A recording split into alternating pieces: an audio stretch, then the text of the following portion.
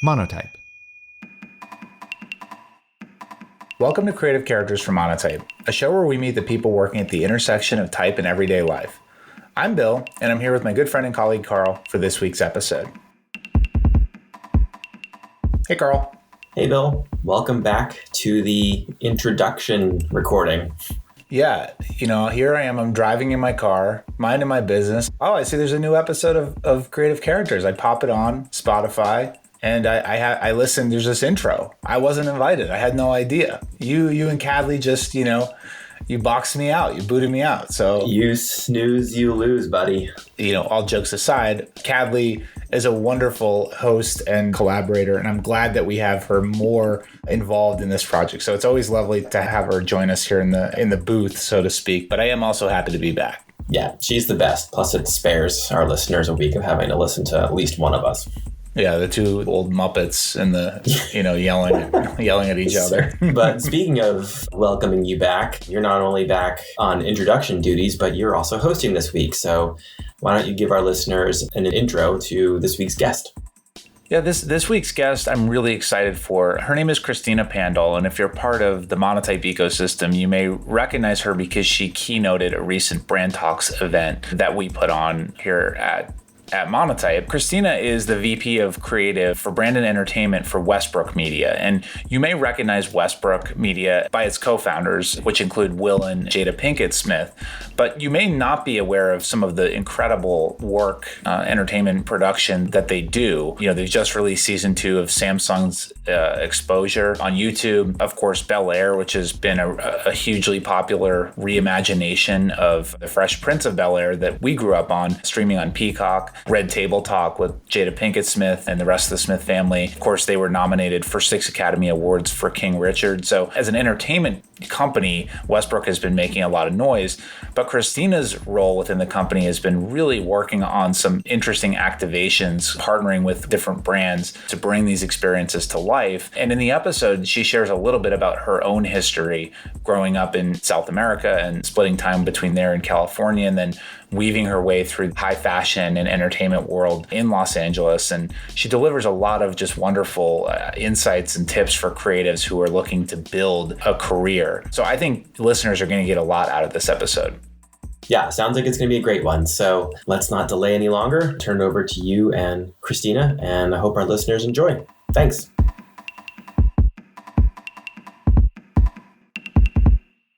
Welcome, everybody, to Creative Characters. I'm today's host, Bill Connolly, and I'm really excited today to be joined by what I hope I can say is my new friend. You can say that. Okay, good. We met on LinkedIn, which is where I meet most of my friends these days, but I'm such an admirer of her work. So today's guest is Cristina Pandol, and she is the VP of Creative, Brand and Entertainment Marketing at Westbrook Media. You may, if you're a Monotype fan, recognize her as a keynote at one of our recent Brand Talks events. But certainly at those events, you only get to explore a little bit about a person's work. And this podcast is really about exploring more about the person behind the work. And so I'm really excited that she's joining me today. Welcome, Cristina. Thank you, Bill. I'm also excited. Very flattered to be here, and was very flattered by the random LinkedIn message. And honestly, I don't know how your message got through the weeds, because I get a lot of those all the time. And for whatever reason, maybe it was a friendly photo or something, I was like, this is what I'm going to reply to. This is the response. It honestly made my week because, I've not made a secret of my love for Westbrook and for Will Smith and for everything that the Smith family does.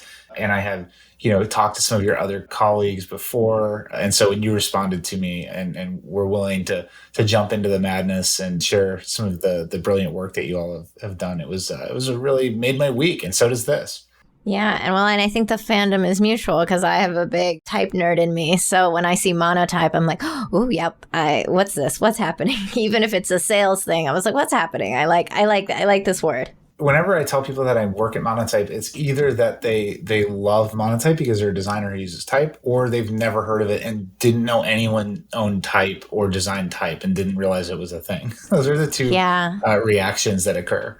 The type nerddom and the type community is so niche because it's either you are obsessed or you didn't even know anyone could be obsessed. So I understand that.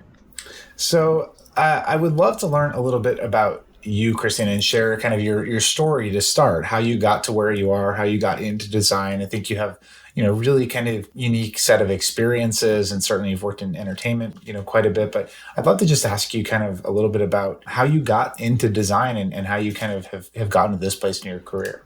Yeah, so my journey's a long one, and I'm sure everyone has a journey that's, not simple to sum up, but I'll try and keep it brief so it doesn't take our whole time. But I grew up interestingly. So my father is fully Croatian, but American born. My mother's Chilean. They met in Chile. My father is a farmer who followed the agricultural season so he could grow and sell grapes, table grapes specifically, to clients year round, which means he lived in California 4 months a year, Mexico 4 months a year, and Chile 4 months of the year.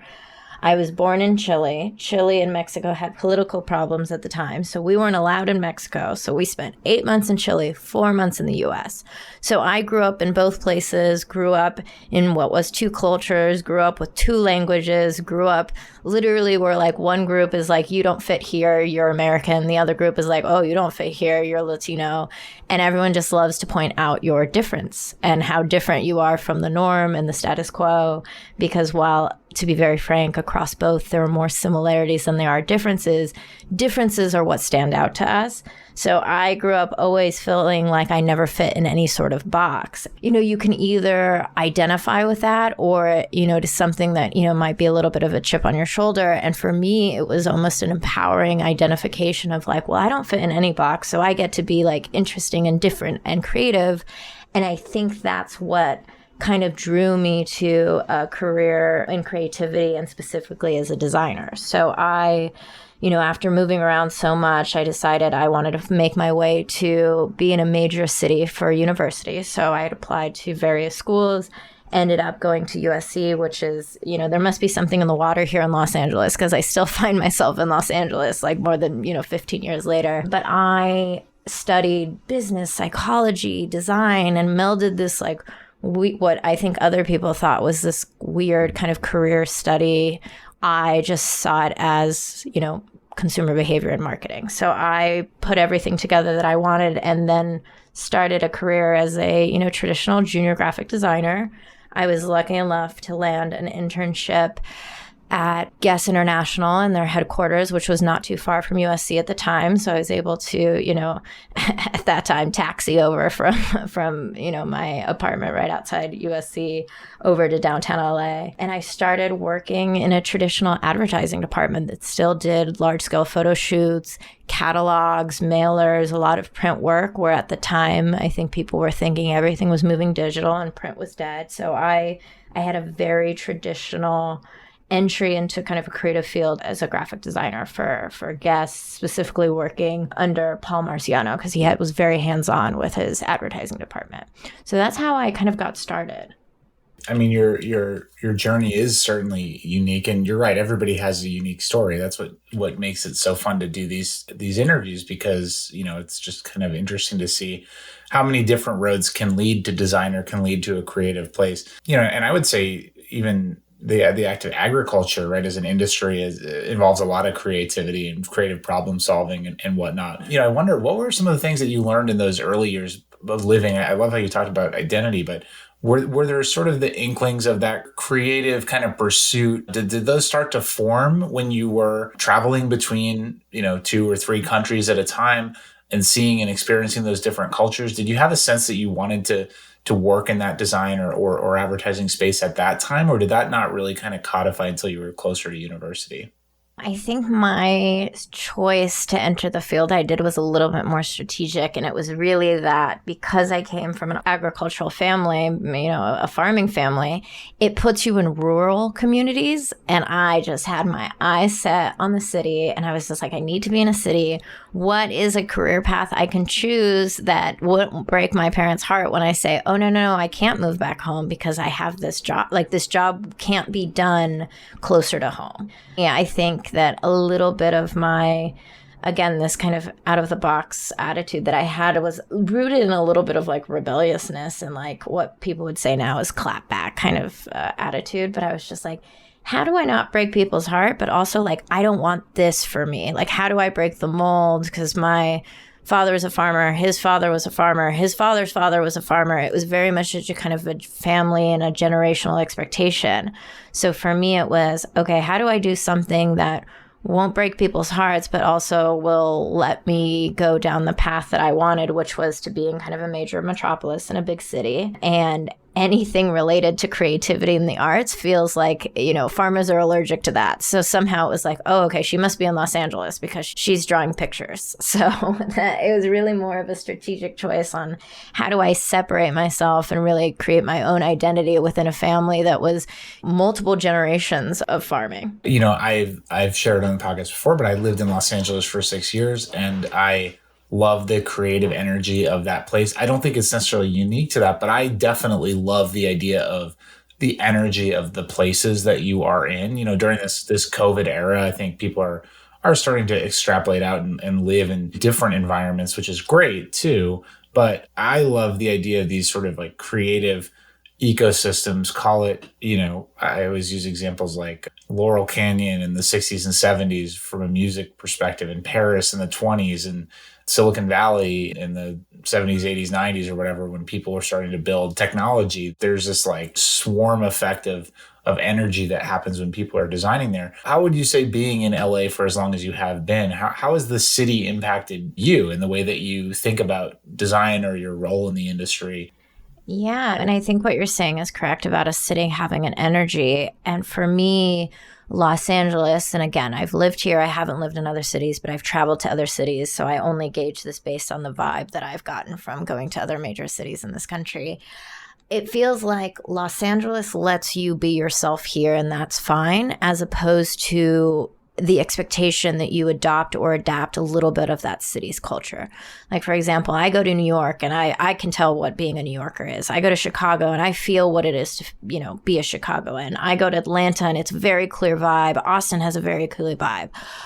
LA, while, it's sunshine and palm trees, most people in the city are from somewhere else. So there isn't that expectation that you need to assimilate to this city's way of being.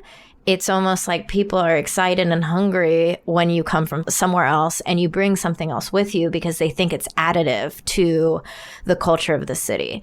So for me, that was really exciting as someone who always said, oh, you must be from somewhere else because you're not like everyone here.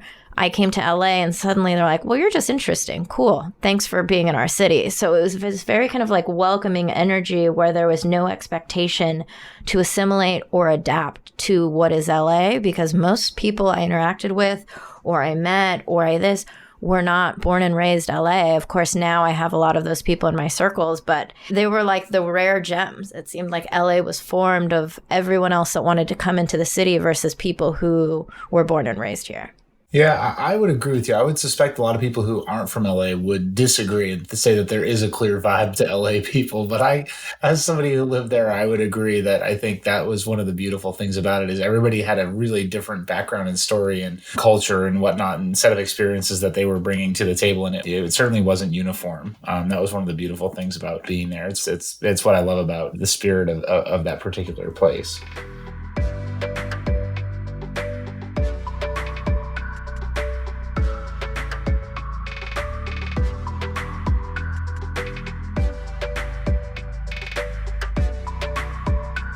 So to bring it back to your kind of early career, so you get to Guess, and that's obviously a prolific brand. And at what point do you kind of transition into the entertainment vertical? And the other thing, not to bring it back to LA, but the other thing that I've always found funny about LA is like everyone's in the industry. I had a doctor's appointment one time in LA, and the doctor just unprompted was like, "We're all just here to support the industry, all of us, even the doctors." And I was like, "Okay, can you check out this thing that I'm here for?" So I think there is definitely that idea that like the industry is what happens there, and it's almost novel to work in a role. Certainly retail, there's finance, there's all that other stuff, but the industry, as they call it, the entertainment space is really what calls to people there. So at what point did you kind of make that jump into that environment? Yeah, it's interesting. I actually, and I don't know if I was allergic to entertainment or what, I was actively trying to not work in entertainment, which is funny because I've worked in entertainment for over 10 years. So the industry is a real thing. But yeah, I started at Guess because I thought fashion would be beyond creative. So of course, Guess is retail fashion, but I as a young designer, you think you are going to do things that are cutting edge and avant-garde and this, and it became, a very great entry-level position and crash course in brand guidelines and how to follow rules. And at the end of the day, I felt like my role was more of execution as opposed to one of, really influential creativity. And it's, a very, very good thing to understand how to follow brand guidelines and understand that the, logo has to be the certain width ratio to the trim and the this and the colors and the Pantones and how things print and the effect. So really, really great experience to have that under my belt. But as someone who is just like young and hungry with big eyes, with dreams of, portfolio pieces that would just be exceptional, I very quickly realized that fashion wasn't that place. And I had started putting out feelers, and I really thought that I would transition into what was probably going to be a traditional advertising agency at that point, because creative agencies were not as prevalent at the time, and go into advertising. I, like anyone who decides they want a new job, you inform every single person who you ever speak to that you're looking for a job in case they hear of something.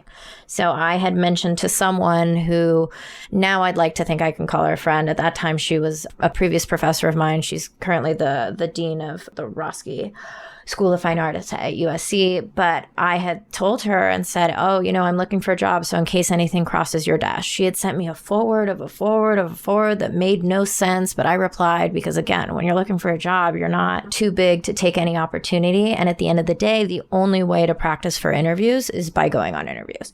So I went on an interview for an entertainment company that I had no information about. I got no job description. I really was pretty much going in blindly. I might as well have been like going into an alley. And if I had shown up and found out the whole thing was fake, I wouldn't have been surprised. That's how little information I had. But instead, I show up to what looks like this like Swedish airport with all this security and like assistants everywhere. And I'm just like, where in the world am I? Like, is this what Beverly Hills is like? This is crazy. And I was coming from downtown LA at the time. So I was like, this is a whole new world. I don't like, what is this West Side? Beverly Hills is so confusing. And then I kind of check in and I say, I have an interview. I'm not really sure who, but this is who emailed me. Some other assistant coming. Again, so confusing. And next thing I know I'm interviewing for a job at what is a recently formed entertainment company. I didn't realize it was like a historical acquisition where William Morris Agency had acquired or had merged with Endeavor Agency, and it had been all over the trades, and they were just coming out of their hiring freeze, and it was a huge deal. So I was young and naive at the point, and I'm just like looking around. I'm like, where am I? This is crazy. So I go into this interview. Again, I still don't know what I'm interviewing for, what the job is, and I'm getting all sorts of questions. And finally, at the end of it, I just say, no, I've never seen Entourage. Why do you keep talking to me about the show? Like, what is this? Lo and behold, I think they thought that like everyone had seen Entourage, and all of the secrecy and the whatnot was really to protect the fact that like the position was going to work closely with, Ari Emanuel, and the marquee character in that show is Ari Gold, based off him. And, everyone listening can Google who Ari Emanuel is, and you'll realize that like big time Hollywood agent. But for me going into this naive, I was just like, well, like I can't work for someone if there's so much red tape. What is this? This is so crazy. And also like, all of you expect me to know so much about this company, but I put your name in Google and nothing came out. So you obviously must need a creative because like you guys need some help. Your website, like you don't even have a website. This is a joke. And I was, to be honest, a little sassy. I was a little rude. I kind of just assumed I had to like bombed the interview, and it was fine for me because it was practice because I'd want to go in advertising. So like no harm, no foul. Hopefully I didn't embarrass like Haven, who had like kind of forwarded this thing. So I was just going to call it to apologize. And then when I was leaving, I was waiting for my keys from the valet because again, Beverly Hills. So there's not a place to park if it's not like valet parked and super intense. And the valet guy told me I needed to go back upstairs because they wanted to give me the job. And I was just like, what is happening? So I go back upstairs. They like offer me the job. They want me to start immediately. And me, again, naive, but maybe I'm lucky that I was naive. I was like, well, I'm not quitting my job until I get a formal letter. So you need to email me like an official offer and a this, and then I'll quit. But then I'm giving 2 weeks because they've been so nice to me, I guess. Like, I'm not going to just like leave. I can't start tomorrow. This is crazy. So at the end of the day, I took this job that to this day, I've never seen a job description or a job title for, because if they wanted me when I was that transparent and like straight up about this is not the way it works. This is what I need. This is what you guys need because this is not going well. If you want those kinds of opinions from me, this is an environment I want to be in. So that's how I got into entertainment, mainly because the attitude of entertainment seems like it matched up with the attitude of a creative who actually wanted to like have a seat at the table and have their voice heard and have their opinion matter. So I got into entertainment because I somehow love that asshole attitude. Like, I don't know what to say. It worked for me. That'll be the quote of the, it's a tease the episode. I got into entertainment because I love the asshole attitude. But I think there is something to it though, because you talk about being young and, naive but there's also just something very fun and interesting in like the world is your oyster. And that's something I love about cities as well. I lived in New York in my early 20s, and it's just like, you never know what's going to happen on a daily basis. Right. And because you're starting your career, you don't really know where it's going, but it's okay because you're young. You don't feel the pressure of that yet. So, being in that world and you have a little bit of freedom to think and feel that way because the stakes aren't quite as high. I mean, I guess they may feel high when you are in that position, but they're not quite as high as they seem to become as you get a little bit more mature. So I can totally see how that would have been the vibe that you were feeling at the time. Yeah, there's something to that asshole attitude that's actually just fearless. And I think that's what it really was. Because obviously, like, no one likes an asshole, let's be real honest. But, like, there's a posturing and a confidence and a fearless risk-taking. And I think that's really what it was. And because, again, I'm going into it, I was naive. So my naivete gave me that confidence. I was matching that in the other side. And that vibed so well that I sit here and I'm like, wow, I can be unapologetic about my opinions. I've never been in an environment where people want to hear every single thought I have, even if it's insulting. And someone is like snapping back. Like, it just feels like that's where you actually create something interesting when people are not pretending with one another. So it was like, again, whatever words you like, fearless, transparent, like there was something about that energy, again, back to the like energy of LA. There was something about that there is so much just like fakeness that when you get in a moment and you're like, this is a real conversation and we're being like real about this in a way that like probably other people would not advise you to behave or say these things, and it's actually working. That feels like it's like the secret sauce. That's the piece of entertainment that I think is sexy, because there are other parts of entertainment that are really conservative in how they behave and very safe, and they follow kind of the molds of how you market things or how you go to market or like FYC campaigns or whatever. But there are certain pockets of entertainment that are very risk-taking, and those are the parts that I think, that's the reason I got into entertainment, but I didn't think I wanted to get into entertainment.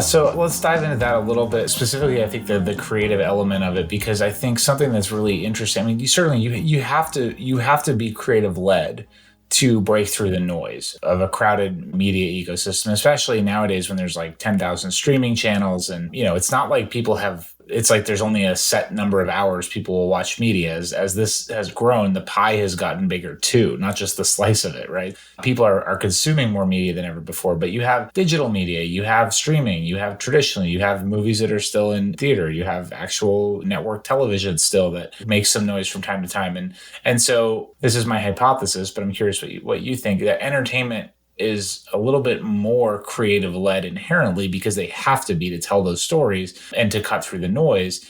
I have this theory that over the last few years of COVID, other industries are finally starting to wake up to the value of creative and the benefits that come from being a creative led brand. And I'm wondering, does that resonate with you? Have you felt like entertainment is a little bit ahead of others in those creative pockets? And how are you seeing other industries start to move into that fold?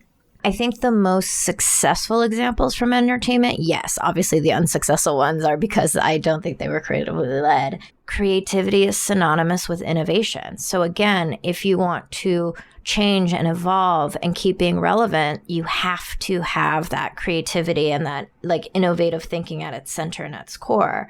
And you were also talking about how like that's expanded to other industries as well. I think right now, and this is very prevalent amongst the like MBA community, but specifically, you know, which feels like it's like the next gen of business leaders. Everyone is buzzing about design thinking. And I have people, you know, friends of mine who work in other industries and they're like, you're a designer. What does design thinking mean? Like, what is that? And I'm like, it's really just a model for how you think in groups and how that group needs to be diverse within its core. And I know when, you know, sometimes people say the word diversity, they're talking about how people like actually look. And yes, that needs to be a degree of it, but like, you need the various verticals from the company represented in that room. You need people who have different backgrounds and different work experiences in that room. You need to add that variety because design thinking at its core is really human-centric thinking. And at the end of the day, humans are at the core of everyone's business, whether it's entertainment because we're creating content that will be consumed by humans, or you're in the CPG space and you're creating products that will be then bought and used by humans. People are at the core of every market. So ultimately, everything needs to be thought of and innovated through that lens of humanity, which is the crux of like design thinking. So I think now, as companies evolve and grow, there's so much of, and whether they actually call it design thinking or not, you know, it's fine if people don't know the terminology, they're applying this kind of thinking to their business models. Or like you have Disney, who's been very successful, and they always talk about, you know, the synergy, and that's all of the verticals within their very enormous umbrella working together hand in hand. And from a consumer standpoint, they see like, oh, the bundle, which is like ESPN and Hulu and Disney and all the things together. And like, oh, that's so smart. But that's really internally a lot of bureaucracy forcing people who are very comfortable in their silo and in their niche working across the aisle and together. You now have basically every major studio has their like synonymous word for that. So whether it's like the symphony or synergies or architectures, and now you have a lot of companies who have positions that are, you know, SVP of architecture, which literally means this is someone who is trying to pull people out of their verticals and put them in the room so they work together. So you have a big kind of drive to work collaboratively and cohesively and have, you know, these large companies that own a lot of things almost create what would be like the equivalent of a Marvel universe, but within their work style or their work structure. So that way everything complements each other, amplifies, but also can function independently. I love what you say around design thinking. I think that obviously design thinking has grown out of the initial stages of its application, and now we hear it maybe not even appropriately discussed, you know, or applied, but people just use it as almost a catch-all, right, for thinking from a creative perspective. Why do you think it is that people, audiences, consumers, whatever, what have you, respond to creativity the way that they do? I think it's a mix. I think creativity in a way is all inclusive. Like I think about myself in every scenario I've ever had where I've ideated on something. And to be very frank, I never feel like I have enough information. The research stage of a project could go on endlessly because you always think you want more and more and more and a better understanding. Because ultimately what creativity is and what, you know, my job is, whether it was when I was a traditional designer or now, you know, what I'm doing in terms of creating content, is problem solving. So for me, I love puzzles, jigsaw puzzles, Sudokus, whatever it is. I need to make everything fit in a way that feels like it was supposed to be that way, like it was simple. And I think that's why people gravitate towards creativity, because it somehow organizes the chaos. It's like this was like messy and now it's like beautiful and it makes sense and it's like everyone gets it and it works for everyone because there was a puzzle and maybe no one realized that there was a problem that needed to be solved, but the solution was creativity. Like in the same way we all like order and we all like our boxes and we all like labels and it makes life easy because of just the way that like our brains work in terms of like psychological schemas. no one thrives in chaos. And while they might thrive in chaos for a short period of time, we can't sit in chaos forever. We're just not really built for it. So creativity feels like it organizes some sort of problem, or it solves some sort of problem, and it makes everyone oddly comfortable. That's kind of why I feel like people love creativity, because it is a solution. I don't think I've ever heard it quite articulated that way, because oftentimes I think you speak about creativity and you picture these unhinged artists who are bucking trends and doing things their own way. But you're really taking all, as you said, all the chaos of our ideas and the way our minds work and the experiences that we have in the environments we live in, and you're finding order to it, and often order that's in a novel way or a new way or an interesting way. And whether that's expressed through music or art or design or film or whatever the medium might be, ultimately it's finding an order for that chaos that makes it compelling. Yes. And it's interesting. A lot of people tell me, they're like, oh, I've never heard it described that way. And it's like, yeah, you're right. It's a very unromantic and uncommon way of thinking of creativity, because I think oftentimes we think of like, oh, you're either left-brained or right-brained, and you're either creative or you're good at math and science. And I'm like, no, like even back to what I told you my role was when I was at Gas, all I did was math. All I did was follow rules. To a beautiful composition is a perfect representation of ratios. Like, it is the golden rule. So again, this like idea, it's very old fashioned thinking of left brain and right brain, is so fundamentally wrong, because it's not creativity versus like math and science. Creativity is just the result of applied logic and seeing patterns and the solve. So very unromantic. I feel like oftentimes when people say like, oh, why do you think people love creativity? They start talking about passion or what they feel or the mood. Creativity can be very evoking of different emotions, of course, but in its simplest form, and this might be because I'm more of a creative marketer than a pure creative, for me, creativity is problem solving. And I think everyone loves a solution to a problem and no one likes a mess. So it's unromantic, but it is my viewpoint on creativity. No, I think it's really wonderful. I wonder, when do you feel most creative? It's funny. I feel like creativity comes never when I'm like, I want to sit down and solve this. You don't know how many emails I write that start with, on my way to the gym, or while I was on the elliptical, or here's a thought, like we should flesh out this idea. So I think for me, creativity really comes in these moments when I unfortunately don't need them to be coming, because in the minute when I'm like, oh, I have nothing to write down, how do I do this? Where do I do this? It feels like creativity always comes in the least opportune moment, but it's about making sure you jot that down or keeping it somewhere so then you can flesh it out later. So like the initial like spark of the solution to a problem, I think actually comes when I'm not focusing on the problem at all. Yeah, I've probably said it on the podcast before, but it bears repeating. But somebody said to me one time, they described it as distracting your monkey brain. And what they meant by that was, when you do something that is enough to give your mind something to focus on to do, but not so much that it takes thinking power.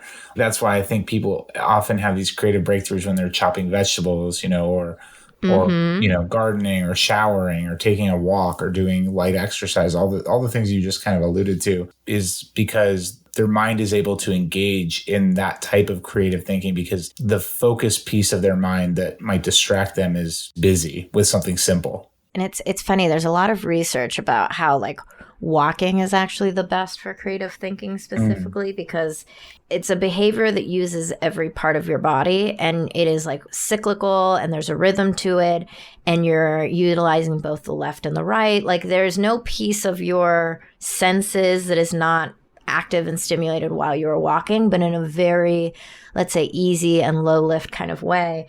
That they say that, there's a lot of research about how writer's block or different kind of creative blocks can be solved by simply taking a walk around the block, which I feel like is also a bit of what we're all feeling now coming out of the pandemic, where you have offices opening again, that access to be able to like break and stop and then this. Like for a creative, the idea that it's like, okay, I start at 9, I close at 5, and I don't think at any other point is just silly. I think about my briefs literally anytime I'm awake. And sometimes oddly, there have been dreams about briefs. So it's a nonstop thing because it's a puzzle you have to solve.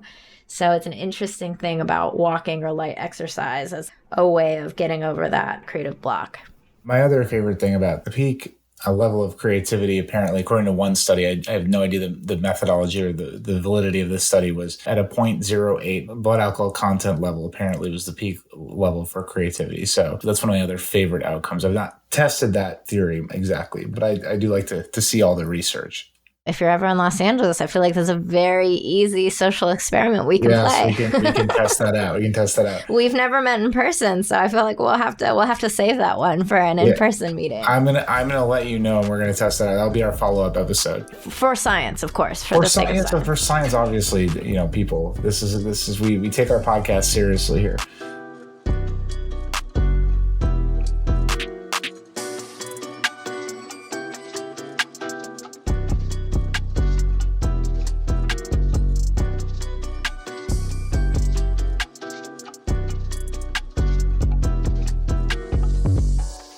So we talk about creative though on an individual level, but let's talk about it at an organizational level as well. And when we were talking in the pre-interview from this episode, you brought up the idea of bringing creative closer to the forefront as it relates to brand, as it relates to consumer experiences and whatnot. And I think that's something here at Monotype, we're seeing a lot of it, something that I'm certainly very passionate about. We started to talk a little bit about it earlier around how a brand-led story, a design-led story, as opposed to say, just a business story or a financial story. Obviously, all of those things are important when you look at the trajectory of a company or, the way that they're engaging with consumers or building a product that fits, that has growth. But brand is kind of making a comeback now, right? Do you want to share a little bit more about how you're thinking about that? Yeah, so I think brand is making a comeback, especially in the creative front, because I think they're approaching briefs and they're approaching things in kind of a non-traditional way, but mostly I feel like brands who have been very traditional in terms of wanting traditional advertising are now, advertising's great, but let's also just do stuff for the value of it being entertaining. And, not every brand is comfortable with it yet. And I understand this makes some brands quite uncomfortable, but the most successful brands in the space have had a lot of trust in partners who say, look, we have an ad agency for doing ad work. We want to create some entertaining content. And if that happens to drive sales, great. But we're not measuring this in the traditional metrics we would if we were making, an advertisement. So that kind of separation between, creative content for creative content's sake being measured on the was it entertaining metric versus the traditional metric is this like new space, which is why I think platforms like, TikTok are very, very popular, because at the end of the day, even TikTok doesn't call itself a social platform. It is an entertainment platform. It is a platform for content to be created for entertainment's sake. And there's a reason that every day there are more users and it's more relevant and people are talking about TikTok trends and all the things, because it is leading with entertainment. Granted, the entertainment is creating a social community and a network and all these other things, but it is entertainment first. And I think that is really back to what we were talking about design thinking. It's really what humanity wants. They want to be entertained. They don't necessarily want to be advertised to or sold to or this. You can sneak it in if you're real good creative, of course, but it's entertainment first. It's what feeling am I going to get from this? Is it joy? Is it laughter? Am I going to learn something? But it is, at the end of the day, entertainment. So I think that's the shift that's happening with some brands. Other brands are slower to it. And I think that's some of the most successful content we are seeing in the brand content space is things that are being measured as if they were entertainment content. What are some of your favorite brands that are doing some of that work? Ooh, I feel like answering this question is going to upset some clients potentially, but well, you don't have to say ones that are not doing it well, but okay. Well, we'll only do it in a place that's doing it well. But yeah, I think there's some things that are even really, really simple, and I think brands that are doing it excellent are really sitting in this place where it's not one or the other. advertising is working really well with entertainment. So for example, there was, and I don't know the agency behind this campaign, but I thought it was pretty brilliant. There was a goldfish cracker commercial, and they had casted talent in it, and they had a very funny kind of, commercial per usual. And they were smart enough to capitalize on the fact that they had a set and they had talent and they had a production team and they had everything. And instead of just doing cut downs of that commercial in whether they be 15, 30, or 60-second versions at a 9:16 aspect ratio for a TikTok, they shoot things that are custom for TikTok. So they take advantage of the fact that TikTok has features that you can easily, duet or stitch or, react to something yourself. And they have then, filmed the same talent that was in this on-air commercial. And they did a challenge of how many, goldfish can I fit in my hand? And it happened to be an athlete. So this person's hands were huge. So it was a very funny thing. And then you have everyday people who are like, oh, I want to see how many goldfish I have in my hand. It's a low barrier of entry. Everyone can play this game. They can participate. And suddenly you have this very buzzy cultural thing. And I'm going to argue that I'm sure more people saw that goldfish challenge on TikTok than saw the original commercial that aired, on normal linear cable and, probably on like YouTube in between shows and this. So I think, commend Goldfish, which is very random, as a brand who I think is doing that really well because it was a very simple approach to a new space that, to be very honest, probably cost nothing. It was negligible in the fact that they already had a production shoot with talent and whatnot available. And they just sat there and thought, okay, well, we don't want just a cut down of our commercial on TikTok because no one watches commercials on TikTok. They want to be entertained and they want to be engaged. What's entertaining? Oh, this very large athlete holding a bunch of little tiny crackers in their hand. That's hilarious. And then people will want to do it too. Yeah, I mean, the other piece that I think you make me think about with that too is I do partnerships here at Monotype, part in community building and stuff, but I am just so bullish on partnerships and excited about partnerships and often like the weird, unexpected ones, right? So like, I think it was Rocket Mortgage that had in their Super Bowl ad, they had somebody wearing a t-shirt with a QR code that went to StockX, like this sneaker shoe reselling company. And it's kind of like, nobody would understand why did that happen? But it was just unexpected, novel, interesting, whatever you want to call it, partnership that I thought really stood out because people are like, what is this all about? And then that extends to the creator brand too, like people who are actually creators, influencers, whatever word you'd like to use, but the creator economy. So having this athlete working with the Goldfish brand to start that challenge and to do it in a fun way and but using their brand as likeness. I mean, you see a lot of these brands. I think we were talking about Ryan Reynolds and the work he did for Aviation Gin and a lot of other brands that are using his agency now. It's like pretty incredible the work that they're doing, but it's using this person's personality, likeness, vibe, whatever you want to call it, to align with an audience that makes sense for that brand. And that piece has been happening, but over the past year or 2 years, it's really accelerated and it's given way to some really fascinating applications and opportunities in business, I think, and in design.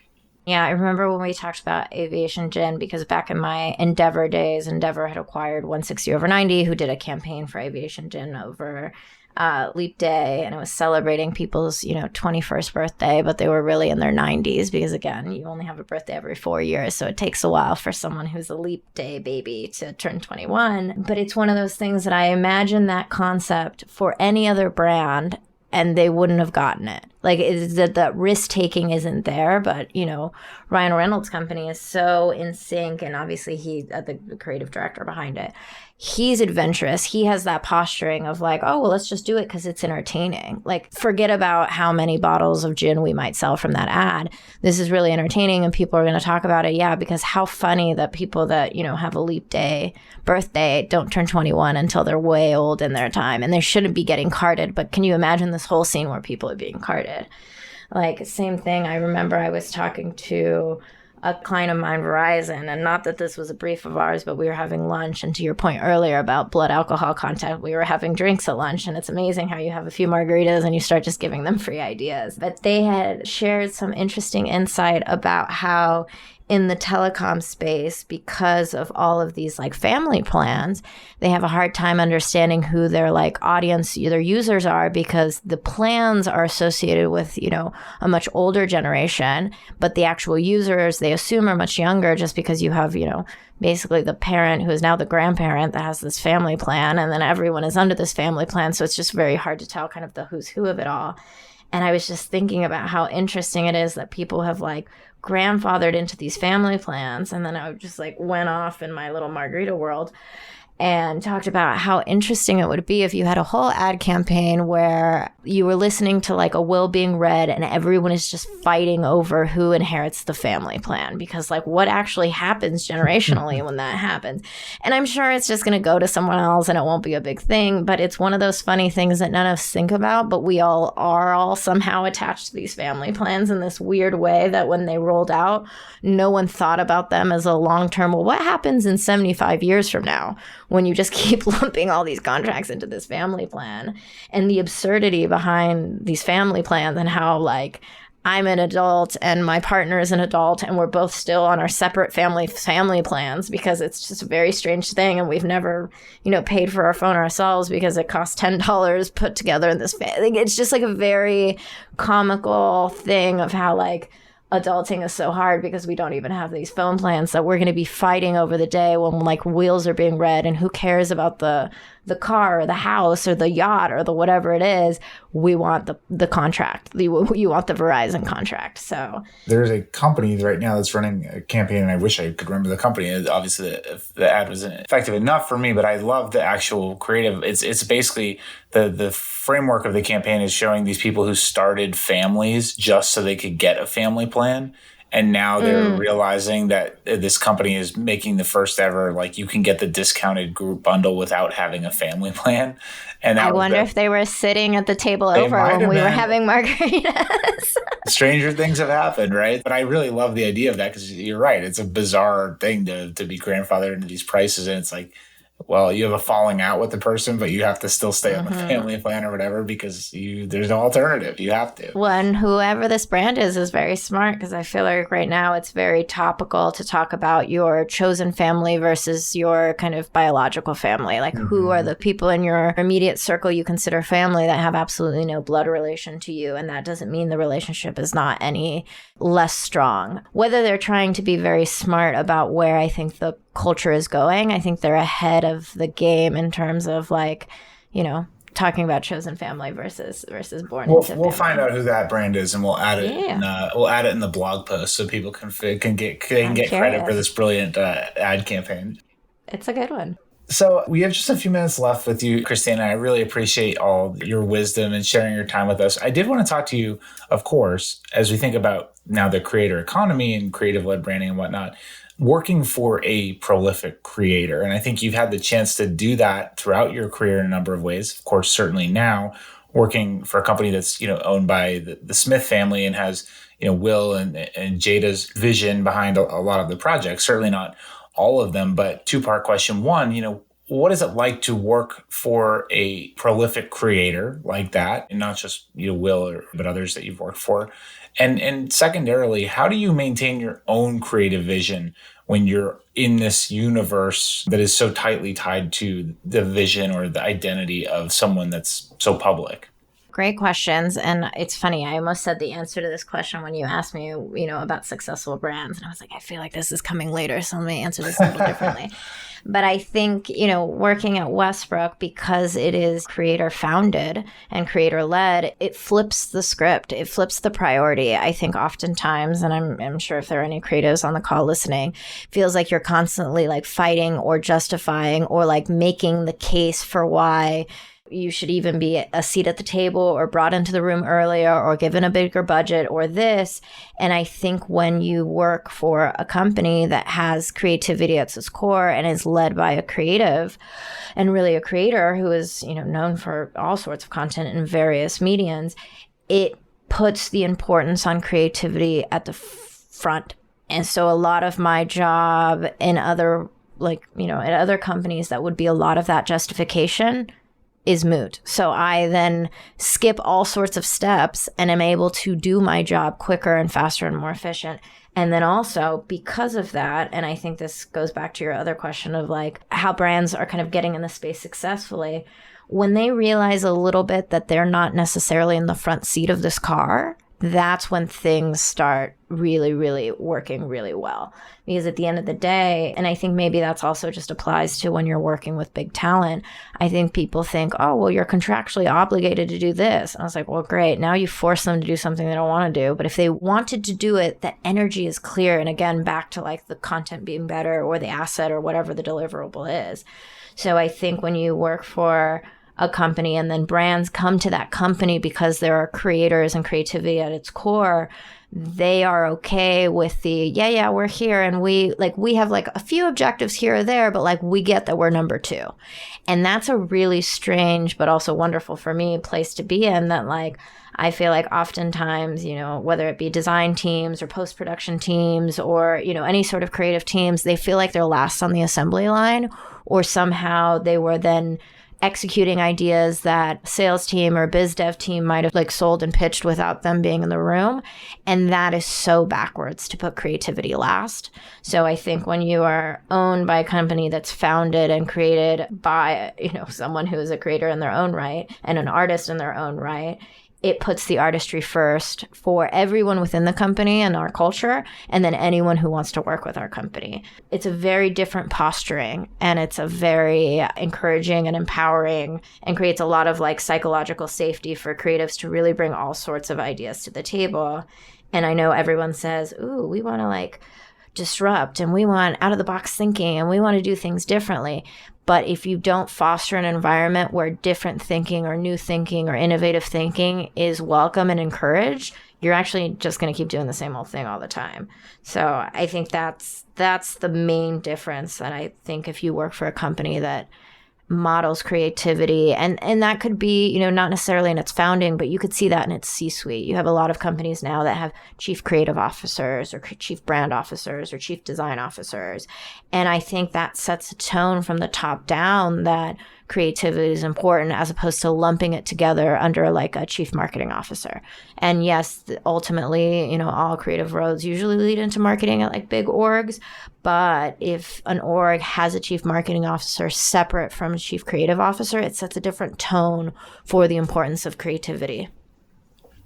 Yeah, I think that's really well said. And seeing creativity as a strategic differentiator for businesses too, not just something fun or sort of table stakes to have, but that it actually, adds value to your community, to your audience, to your brand, and ultimately to your business. Mm-hmm. Also, a piece of it is when you work for someone who is an artist and a creator at their core, they're very collaborative and they want to know what everyone's doing and they want to know a little bit about everything. And it's almost like they have this like chest of curiosities that they just keep putting things into because they are, never satiated by, just what's in front of them. So again, I think that from the top down creates this culture of just like learning and curiosity and reaching across the aisle and really trying to learn, okay, what does this person do over in this department or this division?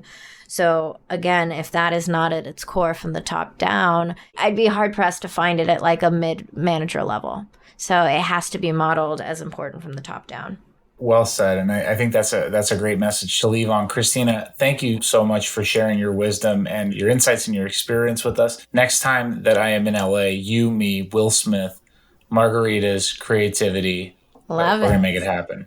Yeah, I'm almost down. Find your way, Los Angeles, and we'll go out. It'll be lovely. Awesome. Thank you so much, Christina. Perfect. Thanks for having me.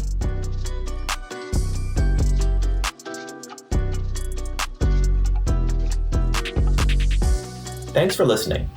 If you want to learn more about Cristina and the work she does for Westbrook Media, follow Westbrook on Instagram @Westbrook.